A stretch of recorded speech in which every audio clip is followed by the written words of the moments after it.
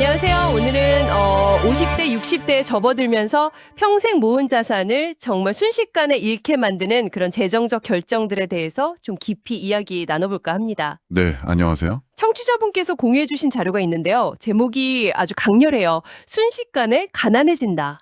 제목부터 좀 섬뜩한데요? 네, 그렇죠. 제목만 봐도 이거 뭐지? 하고 정신이 번쩍 들게 만드는데요. 이 글이 재밌는 게 뭐 경제 위기 같은 바깥 문제보다는요. 은퇴 시기에 우리가 내리는 그 판단들, 이게 어떻게 재정적 어려움으로 이어질 수 있는지 네 가지 구체적인 사례를 들어 설명하고 있더라고요. 그래서 오늘 저희 목표는 이 글을 통해서요. 그런 함정들을 좀 미리 알아보고 또 청취자분께서 노후를 더 안정적으로 설계하시는데 도움이 될 만한 그런 통찰을 함께 찾아보는 겁니다. 자, 한번 이 자료 속으로 들어가 보시죠. 네, 좋습니다. 근데 시작부터 글의 핵심 메시지가 딱 와닿던데요. 노후에는 돈을 버는 기술? 이것보다는 모아둔 돈을 잘 쓰는 지혜, 이게 훨씬 더 중요하고 또 어렵다는 거예요. 네, 바로 그 지점입니다. 정말 중요한 말씀인데요. 은퇴 후의 자금 관리는 단순히 아끼고 절약하는 차원이 아니거든요. 남은 인생의 그 질 자체를 결정하는 문제니까요.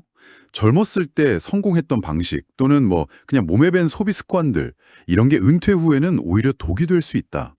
이걸 이 글이 아주 날카롭게 지적하고 있습니다. 아, 독이 될 수 있다. 네, 핵심은 바로 그 판단 착오예요. 그러니까 변화된 현실을 딱 인지하지 못하고 그냥 과거 방식에 머무르는 거죠. 노후 자금의 본질을 이해하고 그 관리 방식을 바꾸는 게 얼마나 중요한지 그걸 보여주는 자료라고 생각합니다. 그렇군요. 판단 착오, 이 키워드가 오늘 계속 나올 것 같네요. 그럼 본론으로 들어가서 이 글이 딱 짚어주는 5060 세대가 저지르기 쉬운 네 가지 실수 하나씩 좀 자세히 들여다보겠습니다. 네, 첫 번째는 바로 이겁니다. 퇴직금, 이걸 가지고 경험 없이 사업에 뛰어드는 경우. 이거 정말 주변에서 많이 볼 수 있는 사례죠. 네, 정말 많은 분들이 은퇴 후에 이제 내 가게 하나 차려볼까? 작은 사업이라도 이런 꿈꾸시는 것 같아요. 평생 조직에 헌신했으니까 이제 내 것 좀 해보고 싶다. 이런 마음 충분히 이해는 갑니다. 그런데 이 글은 아주 냉정하게 현실을 딱 짚어요. 그렇죠. 충분한 경험과 준비 없는 자영업은 대부분 2년을 버티지 못한다. 이렇게요. 2년. 생각보다 훨씬 짧네요. 네. 근데 더 큰 문제는 뭐냐면 실패를 빨리 인정하고 손실을 줄여야 하는데 그게 아니라 본전 생각에 사로잡히는 거예요. 그래서 무리하게 사업을 유지하거나 심지어 확장하려고 하다가 더 큰 빚더미 안게 되는 그런 악순환, 처음 손실보다 훨씬 더 깊은 수렁에 빠지는 거죠. 왜 이런 좀 위험한 선택을 하게 될까요? 그래서도 약간 암시하는 것 같은데 아마 은퇴 후에 갑자기 역할이 없어지잖아요.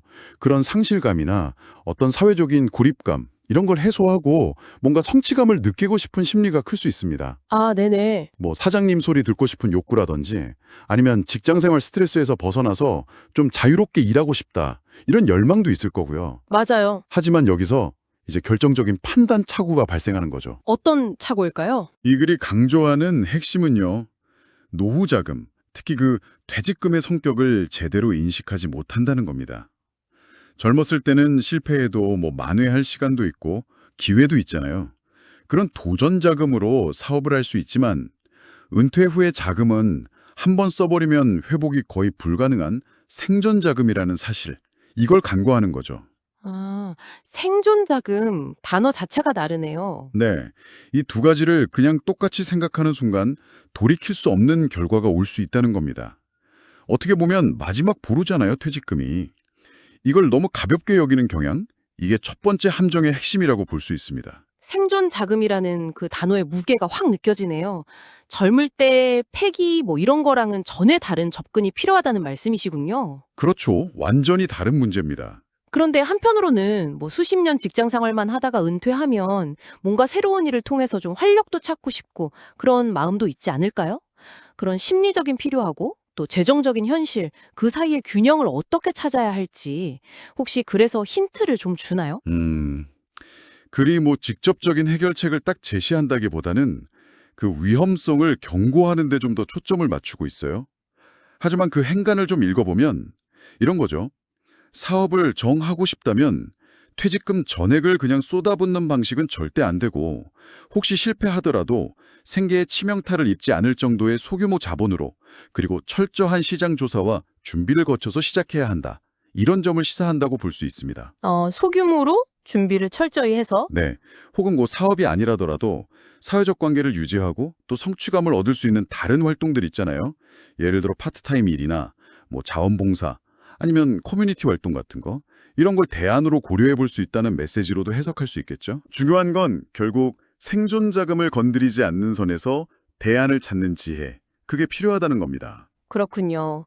무모한 도전보다는 안정적인 대안을 찾는 지혜. 네, 잘 알겠습니다. 자, 그럼 두 번째 실수로 넘어가 보겠습니다. 네? 바로 이 부분입니다. 자녀에게 무조건적으로 지원하는 경우. 이거는 정말 많은 부모님들이 공감하실 것 같아요. 아, 네. 이건 정말 그렇죠. 결혼 자금 대달라, 전세 자금 보태달라, 사업 시작하는데 좀 도와달라, 심지어는 생활비까지. 자녀가 성인이 된 다음에도 부모님께 의존하는 경우가 생각보다 꽤 많죠. 많죠. 부모님들은 늘 이번이 진짜 마지막이야 이렇게 다짐하시지만 이 글에 따르면 그 마지막이 계속 반복된대요. 그래서 결국 부모의 노후 자금까지 바닥나는 경우가 허다하다고 합니다. 참 안타까운 일이죠. 네. 그래서 인용한 구절이 참 아프게 다가오는데요. 자식을 돕는 것은 사랑이지만 자식의 인생을 대신 살아주는 것은 희생이다. 아, 그리고 더 현실적인 경고. 부모가 빈털터리가 되면 결국 자식도 불행해진다는 말까지. 듣기만 해도 마음이 무거운데요. 아마 청취자분 중에서도 자녀 지원 문제로 고민하고 계신 분들 적지 않을 것 같습니다. 네. 특히 우리 한국 사회에서는 자녀 지원이라는 게 단순한 재정 문제를 넘어서잖아요. 굉장히 복잡한 감정적 또 문화적 문제하고 얽혀 있습니다. 자식이 어려움을 겪는데 그걸 외면한다. 부모로서 그게 참 쉽지 않죠. 그렇죠. 마음이 안 좋죠. 네. 하지만 이 글은 바로 그 지점에서 냉정한 판단이 필요하다고 역설하는 겁니다. 냉정한 판단. 더 큰 그림에서 보면요. 부모의 그런 지속적인 지원이 오히려 자녀의 경제적인 자립심 그리고 책임감 이걸 약화시킬 수도 있다는 점을 간과해서는 안 됩니다. 그럴 수도 있겠네요. 네. 어려울 때마다 부모한테 손 벌리는 게 약간 습관이 되면 스스로 문제를 해결하려는 의지가 약해질 수 있거든요. 그래서는 이걸 밑 빠진 독에 물 붓기에 비유하면서 결국 부모와 자녀 모두에게 불행한 결과를 가져올 수 있다. 이렇게 경고합니다. 밑 빠진 독에 물 붓기. 그래서 세대 간의 건강한 재정적 경계를 설정하는 지혜. 이게 정말 절실히 필요하다는 것이 이 글의 중요한 메시지입니다. 건강한 재정적 경계 설정이라? 이게 말은 참 쉬운데 실천하기는 정말 어려운 과제일 것 같아요. 어렵죠? 특히 자녀가 경제적으로 좀 어려움을 겪고 있다. 이러면 부모 마음이 편치 않잖아요. 당연하죠. 이 글에서 혹시 그 경계를 그럼 어떻게 설정할 수 있을지 좀 구체적인 방향 같은 걸 제시하고 있나요? 구체적인 방법론이라기보다는 원칙의 중요성을 더 강조하는 것 같아요. 예를 들면 지원을 하더라도 명확한 원칙과 한도를 딱 정하고 그냥 일방적으로 주는 게 아니라 빌려주는 형식을 취한다든지 아니면 자녀 스스로 자립 계획을 세우도록 유도한다든지 이런 접근을 생각해 볼 수 있겠죠. 원칙과 한도, 그리고 대여 형식? 네. 그리고 가장 중요한 건 부모 자신의 노후 안정자금, 이걸 훼손하지 않는 범위 내에서 지원이 이루어져야 한다. 이 대원칙을 지키는 겁니다. 그리고 자녀에게도 이런 부모의 입장을 명확하게 전달하고 또 이해시키는 과정이 필요하겠죠. 그렇죠. 소통이 중요하겠네요. 네. 결국 자녀를 진짜로 위한다면 부모 스스로가 안정적인 노후를 유지하는 모습을 보여주는 것, 이게 어쩌면 더 중요할 수 있다. 이런 메시지를 읽을 수 있습니다. 부모의 안정적인 노후가 자녀에게도 중요하다. 이 관점 한번 곱씹어 볼 만합니다. 자, 그럼 세 번째 실수로 넘어가겠습니다. 네. 바로 체면과 허세를 유지하기 위해서 분수에 맞지 않는 소비를 하는 것입니다. 이것도 참, 네. 이 글은 은퇴 후에 소득이 줄었는데도 불구하고 과거의 어떤 사회적 지위나 주변 사람들 시선, 이런 걸 의식해서 명품 가방을 산다거나 아니면 고급 외제차를 계속 유지하고 또 비싼 사교 모임에 계속 참여하는 그런 행태를 지적합니다.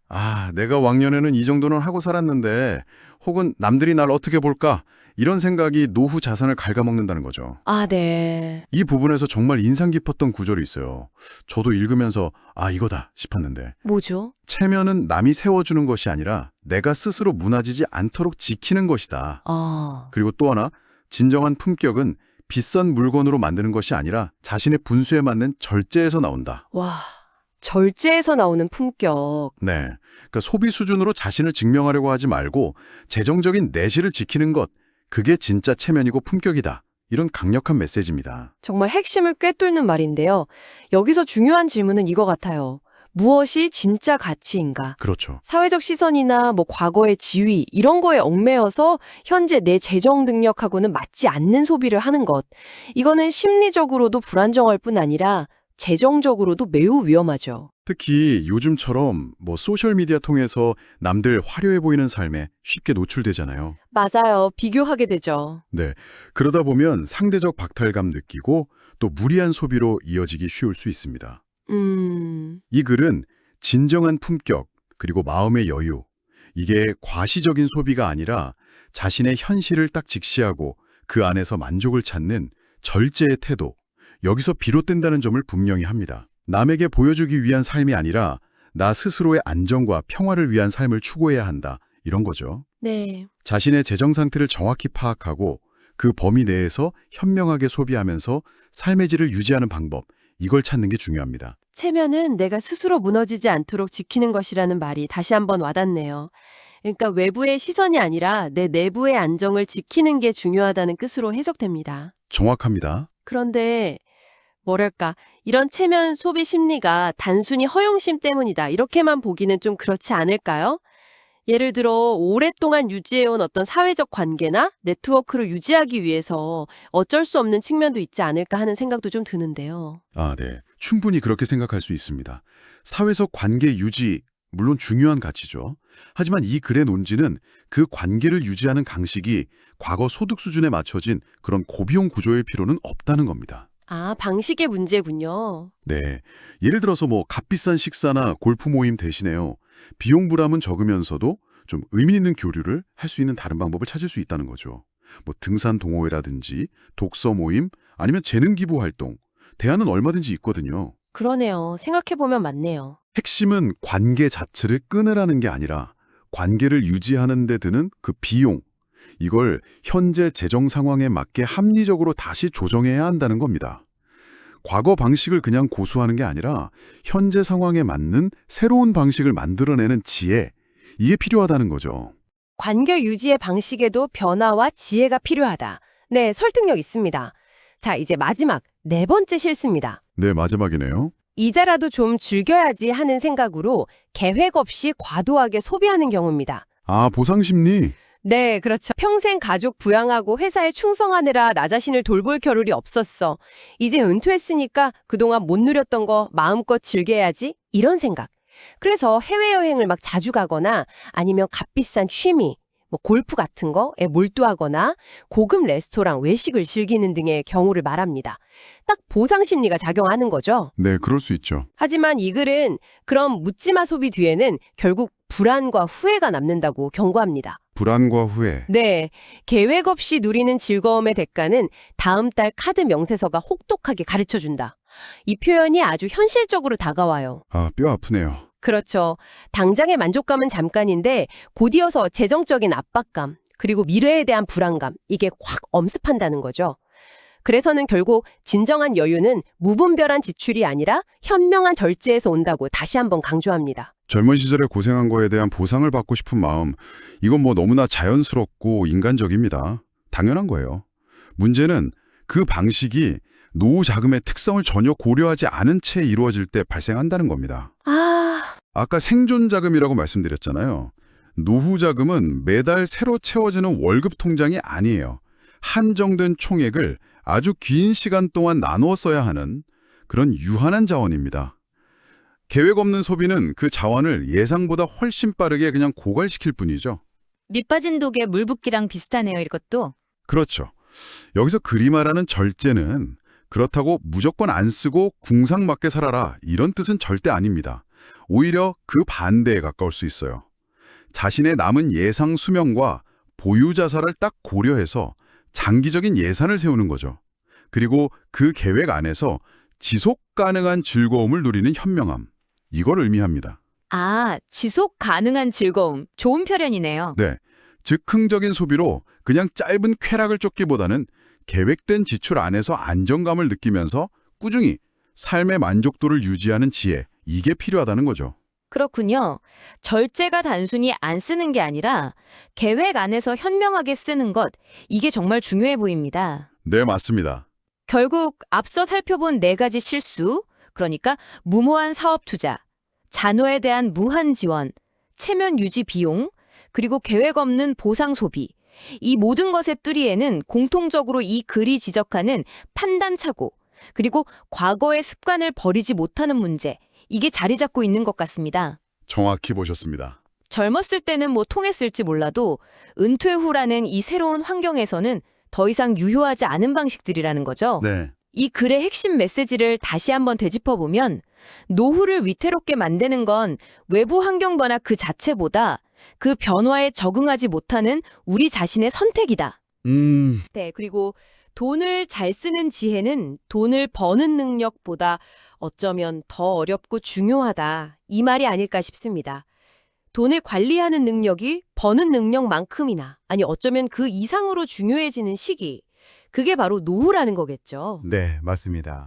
자, 그럼 이 모든 내용이 우리에게 시사하는 바는 무엇일까요? 궁극적으로는요, 노후에는 과거의 성공 경험이나 사회적 지위, 돈 버는 능력, 이런 것보다 현재 내가 가진 것을 현명하게 관리하고 절제할 줄 아는 능력, 이것이 개인의 행복과 안정을 결정짓는다는 것입니다. 관리와 절제의 능력. 네, 젊었을 때 통했던 성공 방정식이나 소비 패턴은 더 이상 유효하지 않다. 이 냉정한 현실을 받아들여야 하고요.